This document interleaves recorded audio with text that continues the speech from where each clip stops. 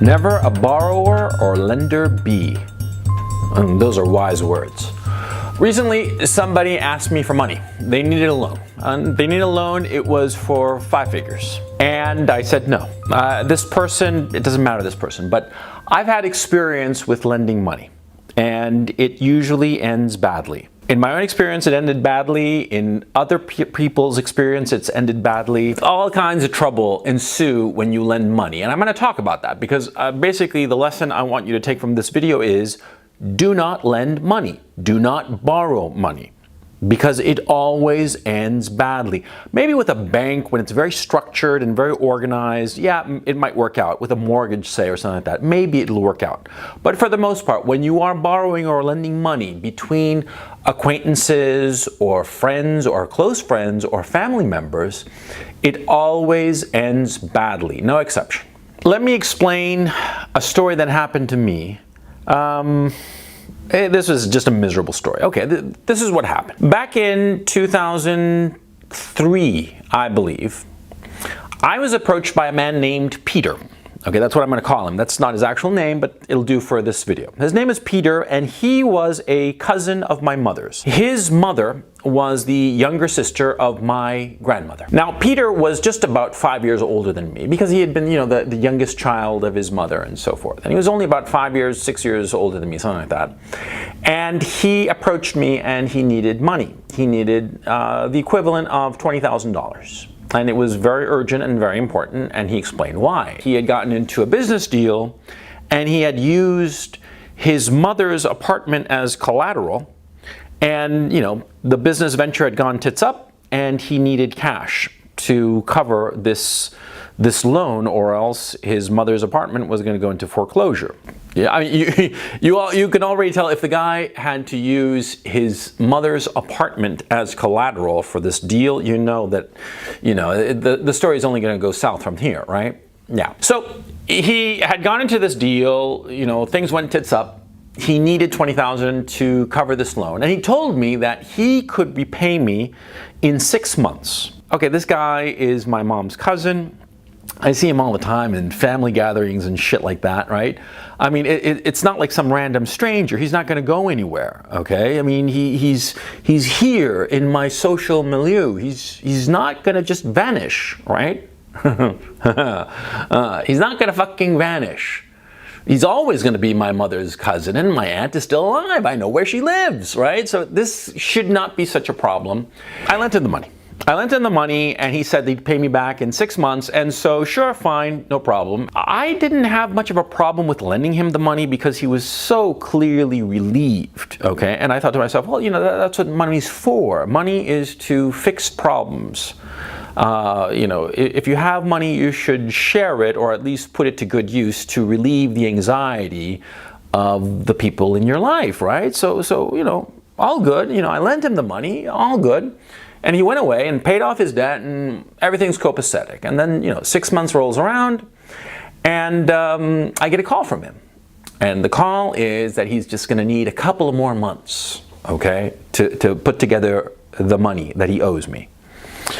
Okay, fine. And I'm thinking, maybe it's going to be another 6 months. And at that time, I didn't really care because at that time, I was up to the gills with just work. I mean, I had a big project that I was doing, and it was just like all kinds of things were distracting me. So, one less thing, basically. And also, I'd put out the 20 grand.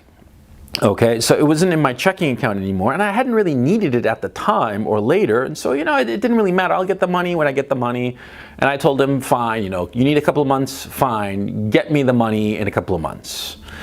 And of course, 2 months pass, 3 months pass, and I get a call from him. He's gonna need a little more time. Okay, a year has passed since I lent him the money, and I'm not seeing any of it back, right? And I start getting a little pissed off, and also especially because I start to notice that when we have these family get-togethers, he's never around, He's never around for the family get-togethers, right? The fucker's avoiding me. Of course he's avoiding me. What the fuck you think, right? he's avoiding me and I'm getting pissed off, right? But I'm not making a to-do about it because I figure, you know, again, he's not going to fucking go anywhere. He's not going to fucking vanish. I know where his mother lives. You know, worst case scenario, I can just go to his mom and just say, you know, look what Peter's doing. You know, I gave him money and he's cheating me. And, you know, I figure something like that could happen, you know. We get to a year and a half since the fucking loan, right? And I call him up and I say, look, buddy, hey, when am I going to get my fucking money? Okay. And by this point, I had to call him, okay? And that's a very bad sign, right? Because the guy is like figuring, oh, you know, it's so far in the past. You know, he's like trying to pretend that, you know, the money never changed hands, right? That he just magicked that fucking money in his bank account. And me, I don't even fucking exist as far as he was concerned, right? So he was actually surprised when I call him a year and a half after I lent him the fucking money, which he still hasn't fucking returned, right? I'm so pissed. So he's clearly realizing that he's pushed his luck insofar as I'm concerned, and he clearly does not have the goddamn money. So he tells me this. He says, look, what if I do this? What if I pay you $200 a month as interest until I get the money? Oh God, you know, I'm thinking to myself, you know, $200, what the hell am I going to do with $200 a month, right? You know, what am I going to do? You know, I don't want the fucking $200 a month, which is, you know, a couple of restaurant evenings at a restaurant with some nice girl, and that's pretty much it. What am I going to do? But I'm like, fine, okay, fine. $200 a month, fine. Every first of the month, you deposit $200. Okay, fine. Okay, but pay me. When are you going to pay me? And he says 6 months. So we started this new regime, right? It's 18 months after I lent him the money. He starts paying me $200 every month, right? And sometimes, you know, he sort of like forgets, and I have to text him. When am I going to get the $200? And by this time, I'm pissed. By this time, I'm like thinking, you know, Jesus Christ, man, I wanted to help the guy out. He had an emergency. I helped him out, but come on, right? And now he's like late with the money that he promised me, with these interest payments that he suggested, not me. He came up with this idea. And he's fucking late. What the fuck, right? Anyway, so, you know, every once in a while he's late, and every once in a while I'm having to like text him, and every once in a while out of the blue I'm sending him a text saying, when are you going to pay me back? When are you going to pay me back? You know, I'm getting fucking pissed, right? And this goes on. And it goes another fucking year and a half. I'm not kidding. It's been 3 years since I lent him the money, right? And all of a sudden I have needs of my own. I have money needs of my own. I could use those 20 grand. So I start like hammering at it. I want my money. When are you going to give me the money that you owe me, right? And he says, oh, you know, I'll try to put something together. And so over the next, I don't know, it must have been, what year was this? Like 2007, 2006, like in dribs and drabs, he starts paying me, you know, a couple of thousand here, a couple of thousand there. Altogether, it added up to like 8 grand over a period of as many months. You know, about 8 months, he paid me back 8 grand. And he's saying, well, you know, now that I'm paying you back, it should be reduce the interest. I'm like, no. You pay me the fucking $200 a month until you pay me all the fucking money. Because that was your condition that you put, that you would pay me $200 a month and until you had paid up all the money that you owed me. So fucking A, you live up to your agreement, right? Okay, so he does it, okay, and he keeps on paying me, and then he just like disappears for a while. And you know, the months start passing, and I get, you know, into other shit, you know. I get distracted by just life, and I just put this on the back burner. And you know, more or less every first of the month, there's a deposit there. A couple of months, he skips out, and I don't notice because, you know, I'm not paying that close attention to the fucking thing because I've got other things going for me, right? And finally, you know, 1 month, you know, I notice that there's no deposit, but this has happened before, and so I'm like, okay, I'm going to text him, and I text him, okay. And no response, and no deposit either. And then the next month, I text him again. Well, where's the 200 that you said that you were going to pay me? You know, your interest, right? And no response. It went like 3 fucking months, right? And by the way, during all this time, every family get together of the extended family and shit like that, either he's avoiding me, right? Or he's making sure that he's with people such that I can't bring up the topic, right? You know, with his own mother, for instance, or with my grandmother. What am I going to say? You know, right in front of my grandmother, I'm going to say to this guy, hey, when are you going to pay me the fucking money you owe me? Of course I'm not going to say that, okay? So the guy is taking advantage of my goodwill, taking advantage of the social niceties in order to not pay, right? And finally, after 3 months, 4 months of him not paying the interest that he himself told me that he would pay, I call him up. I say, what the fuck is the matter? And it wasn't just the one call, okay? It was like multiple calls in order to finally get him, because whenever I called him, he was always busy, he was always this, or he just didn't pick up, right? Finally, I pinned the guy down. And you know what he says? He says, well, yeah, I owed you $12,000, but I was paying you $200 a month. And it's been, 60 months, 5 fucking years, okay? And, so now I don't owe you anything anymore. And I'm like, what the fuck are you talking about? I mean, I was fucking blown away. I was blown away that the guy had the chutzpah to just, blow off the money that he owed me. He owed me 12 grand. Shit, the guy, when he had come to me, he had said that it would only be 6 months. And all of a sudden, one of those weird things that you just don't realize how time flies. And I added up the time.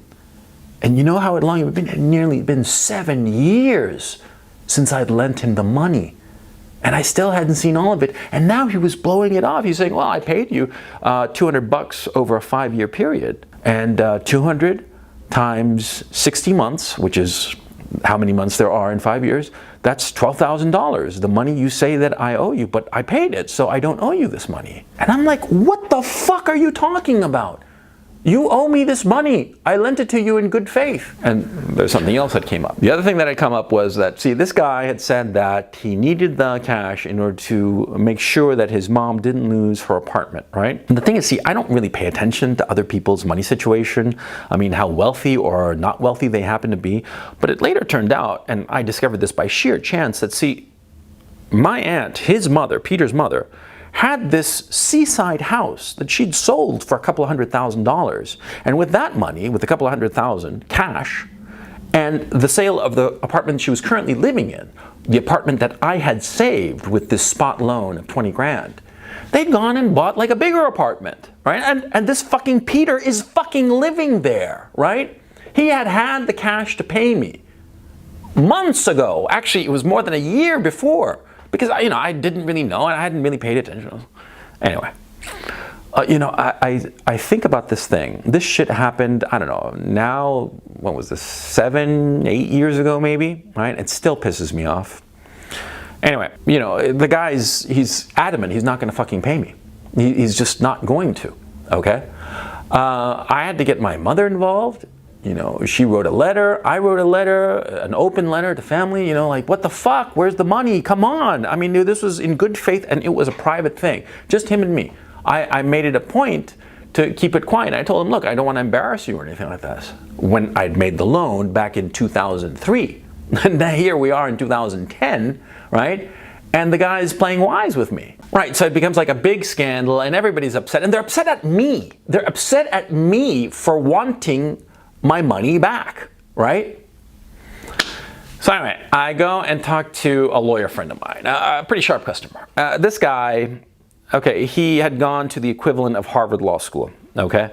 And he was working at a bluest of the blue chip firms. He was a couple of years older than me, about 3-4 years older than me. Bluest of the blue chip, like Wilmer Hale or Skadden Arps, a firm like that category, but like in Chile, right? And he's sharp as a tack and just on the money. And I tell him the story, right? Furious, right? I tell him the story, and he tells me, well, 2 things. Number 1, you were a fucking idiot to have lent the money. And I'm like, yes, I know. And number 2, legally, there is no way for you to get the money back. Because in Chile, verbal contracts aren't worth anything, okay? Only written contracts are upheld by courts. And so just a verbal understanding, it doesn't matter if there are like receipts and deposit slips and all the rest of it, it doesn't matter, okay? There had to have been a contract, a written contract. And so legally, this guy was telling me, there's absolutely nothing that you can do legally, okay? And he kept saying that word, legally, okay? Legally, there's nothing you can do. And finally I get the hint, and I'm saying, well, is there something you can do extra legally, you know? Now, this is the interesting part of the story from a life experience perspective, okay? Now you gotta keep in mind, I have never associated with any criminal activity. I have never been arrested for anything ever. My biggest infraction was an illegal U-turn in Los Angeles in 1996. And in 2001, I got a ticket in New York City for walking the dog without a leash. That's basically my law-breaking experience, okay? Well, you know, buying dope when I was a teenager, I figured that doesn't count, right? But I only bought dope, I never dealt, okay? So, I am not a criminal. I don't know anything about, you know, any kind of shady shit, because I just don't. It's just not how I was brought up. I don't know anything, right? And this lawyer, this very sharp guy, this guy who went to, like I said, the equivalent of Harvard and stuff like that, he's known me for a long time, right? You know, over a decade, right? And he looks at me and he says, look, you really want this money back? And I'm like, fucking A, I do. I want my 12 grand back. He owes me that, right? Okay, he says, I know the name of a guy, and I can put in the word for you. And I'll give you his number and his name, and he'll buy your debt from you. And I'm like, what the fuck are you talking about? Why would some random guy buy my debt from me? What the fuck does that even mean? And, you know, he just looks at me like I'm a fucking babe in the woods, because I fucking am, you know. And he tells me, look, this guy will pay you 12 grand for this loan. And he'll take it off your hands, and he will deal with Peter. Capiche? And I'm like, are you fucking kidding me? How do you know this guy? And he tells me, who cares how I know this guy? I know this guy. And I can give him the word that this is on the up and up, and that this is a real thing, because I know you, he said to me. So I will tell him, and he will straighten out Peter. I'm like laughing, and I couldn't quite believe it. Okay, I thought that he was fucking around with me. And I finally said, look, are we talking for real here? And he's like, fucking A, we're talking for real. We're talking deadly for real. And I asked him, well, what will happen with Peter? And this lawyer friend of mine said, well, this guy will call up Peter, and he'll tell him that he is now the owner of the debt, and that it is no longer 12,000. He'll just mark it up to 18, and that he has, you know, a month to pay it. And if he doesn't, well, there'll be consequences.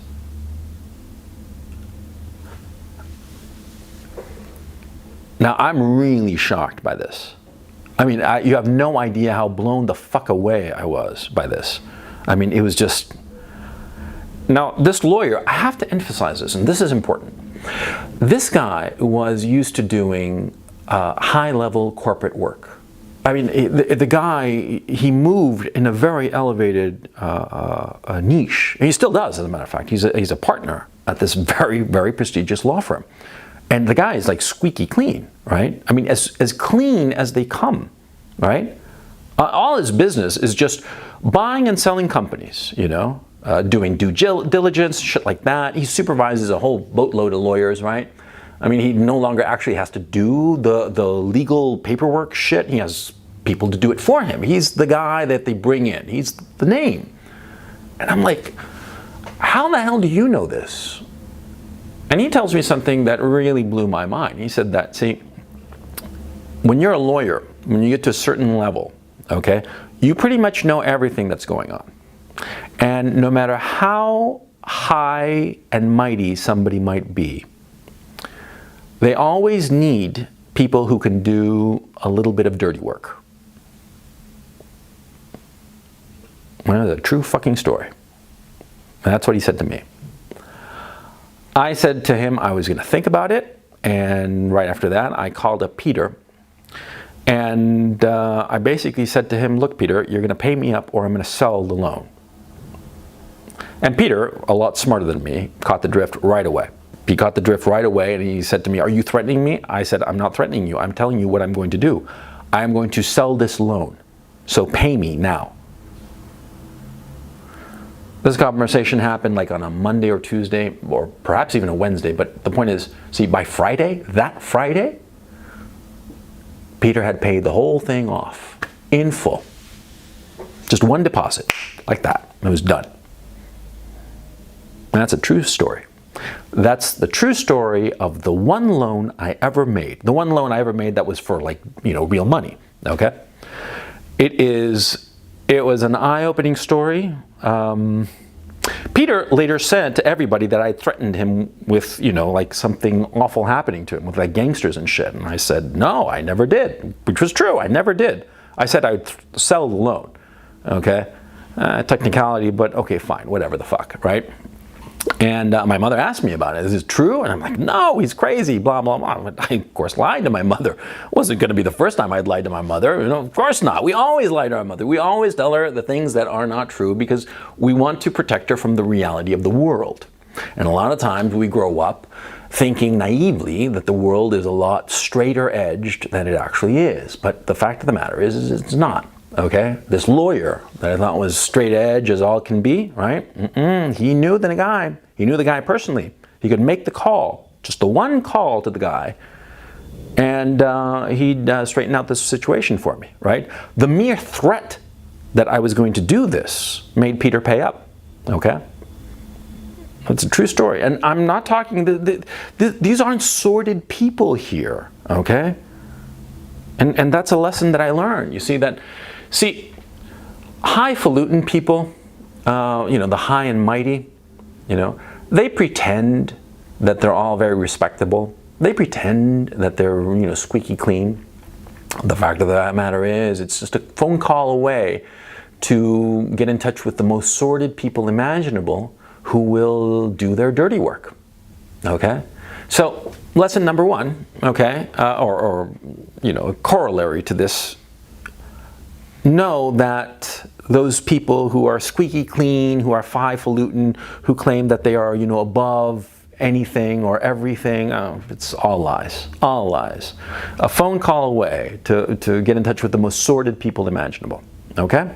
Okay, so leaving that lesson aside, the lesson about loans. Don't lend anybody any money. Don't. Because you're never going to see that money back, or it's going to ruin a relationship. Because with Peter and his whole family, the whole thing went tits up. We never spoke again. It was a big family scandal. The whole thing blew up, and everybody hated everybody else, and it was just kaflooey. That whole relationship, not just with Peter, but his brothers and sisters and the aunt, and the whole thing, it went right out the window. Okay? I mean, it was just gone, kaput, ruined forever. It got to the point when my aunt was dying, right? She was dying, and she specifically did not want me or my mother to show up at her funeral. That's how bad the whole fucking thing got, okay? Sad, but true. Anyway, if you're gonna loan money to somebody, okay, this is what you do. First of all, you say no. You don't fucking loan anybody any fucking money, ever, period. If you're dumb enough to lend them money, then assume that you're never gonna see it again. Just assume that, just write it off. If you're gonna lend some money to somebody, just assume that that person will not pay you back. And if they happen to pay you back, take it as a like a lovely thing, like a surprise. Like, oh look, I got a present of the money I'd lent. It came back. Thank you, karma. Take it in those terms, because you're not going to see it back, because they're going to come up with excuses and bullshit and all the rest of it. So the only reason you should ever lend money is if you expect it never to come back, and never, ever, ever lend it to somebody who is not having an emergency. Okay, because, like, for instance, I started off the story with me declining to lend money to some people whom I know, right? Now, what did these people want the money for? Well, they wanted to buy a house, right? I mean, they had money to buy the house, but not enough. And they were lacking, 5 figures. And so the obvious question is, why do they need a loan from me? See?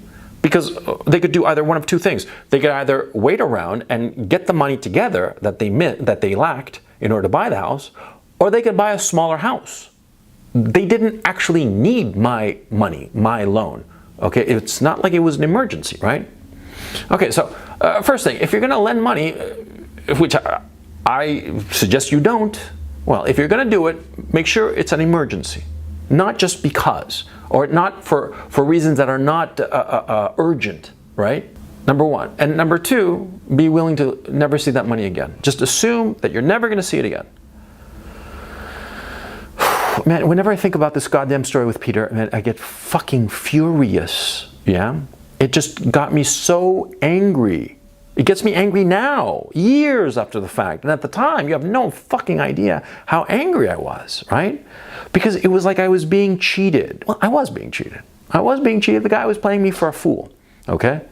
And he was playing on my weakness, okay? That's a mistake that a lot of people make. You know, they're kind, and so other people take their kindness for weakness. This story does not have a happy ending, okay? Like I said before, everybody got pissed off with everybody else. You know, relationships, familial relationships were ruined forever. It was a big fucking disaster, okay? All because of money. Don't ever lend money, period, okay? Unless there's collateral.